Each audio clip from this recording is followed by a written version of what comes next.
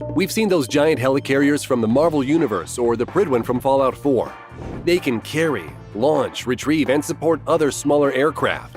But are there really plans to build a flying aircraft carrier like this?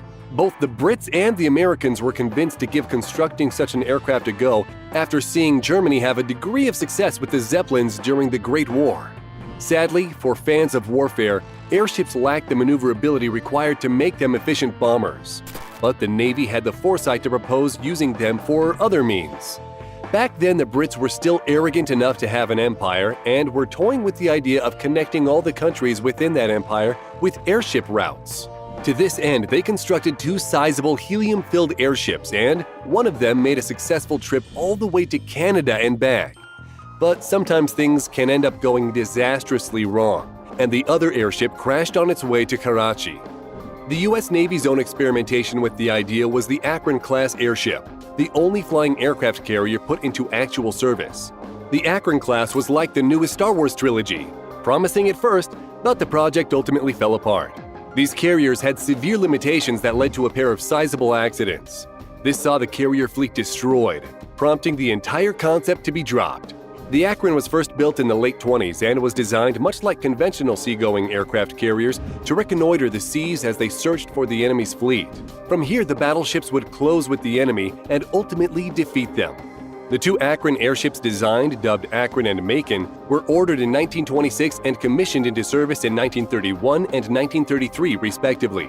They were a classically shaped interwar airship with a rigid skin made of aluminum and cloth, filled to the brim with helium. They were absolute beasts of machines, being a whopping 785 feet longer than a Tennessee-class battleship, and requiring 8 Maybach 12-cylinder engines, putting out a combined 6,700 horsepower. The Akron carried fixed-wing aircraft and was able to both launch and recover them in flight and was twice as fast as surface ships, so by all accounts, it should have been the perfect machine. So what went wrong? Both Akron and Macon struggled when up against tumultuous weather with high winds, rendering both carriers tricky to steer. Trouble hit February of 1932 when winds ripped Akron away from its handlers mere seconds before a group of visiting congressmen was waiting to board. And then, little more than 3 later in San Diego, 2 unfortunate sailors were thrown off the airship, and a third was badly injured in a botched attempt to moor the ship to the ground. Come April 3, 1933, yet more bad things came Akron's way. A mission to calibrate its radio equipment just off the coast of New Jersey saw the troubled airship running into its biggest problem yet. An epic surge of strong winds saw the Akron plunge a devastating 1,000 feet in mere seconds. In the panic of the moment, the crew was forced to make a tough decision and chose to dump the water ballast in a desperate attempt to regain altitude. This would prove to be a horrific error of judgment. It caused the airship to rise far too quickly, and the crew completely lost control, crashing into the depths of the ocean below. And just 2 years later, it was the Macon that came head-to-head with trouble. In the midst of flying over the Pacific Ocean, a mighty storm caused the upper fin to fail completely, and in the process, the ship lost 20% of its helium, prompting the ship to rise at a devastatingly rapid rate. In a desperate but doomed attempt to remain airborne, the crew released additional helium to make the airship dip back down. But too much was released too rapidly, and the ship swiftly crashed into the dark depths of the waters below. The Macon plunged into the depths of the Pacific on February 12th of 1935, and remarkably, it was only recently found. A Monterey Bay Aquarium Research Institute research ship, that's a mouthful, deployed a remotely operated vehicle into the area surrounding the site and managed to capture high-definition still images and video of the historic wreckage. Visible in the airship's hangar bay, which still contains 4 Sparrowhawk biplanes, as well as 5 of the ship's 12 gasoline engines and many objects from the vessel's gallery. Among them are propane tanks and sections from an aluminum stone.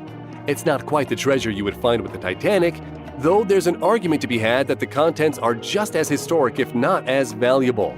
The precise location of the submerged aircraft eluded experts for almost 5 decades until it was stumbled upon, of all people, by a humble fisherman. He snagged a piece of the Macon's girder in his net, and oblivious to what he had found, because this video didn't exist for him to watch and learn back then, he decided to get the peculiar object displayed as little more than an intriguing trinket for a local seafood restaurant. All the while, those experts were struggling to pinpoint the wreckage because the objects they were looking for weren't at the recorded sinking location. But hearing about that girder alerted them to the fact that they may have been looking in the wrong place, and soon they were able to relocate their efforts and find the missing Macon. Because of these many and lethal failures, the idea of flying aircraft carriers was dropped, existing only between the First and Second World Wars and never coming into fruition in the time since. It's interesting to hypothesize what might have happened if the program had not ended. Would airships be commonplace? Has it been long enough now that we should consider bringing them back? Expert in the field, Kyle Mizokami, is keen to see airships make a comeback, arguing that the necessary technology already exists for unmanned airships to team up with UAVs to provide modern-day equivalents of the Akron-class airships. But could and should are two very different things. But Mizokami needs to learn a lesson from Frozen's Elsa because he just will not let the idea go. On another occasion, he wrote, "A high-flying airship equipped with sensors and networking capabilities could reach its destination faster than a seaborne aircraft carrier and remain on station for days or weeks at a time. The airship could carry a battery of several dozen unmanned aerial vehicles, each equipped with radar, electro-optical, and other sensors, to extend the sensor reach of the mothership, and hence the surface fleet. Those same drones could pack a variety of weapons for use against ships, submarines, lower performance aircraft such as helicopter, and targets on land." He's also insisted that they could augment traditional surface warships, providing Navy fleets with a new layer of distributed lethality.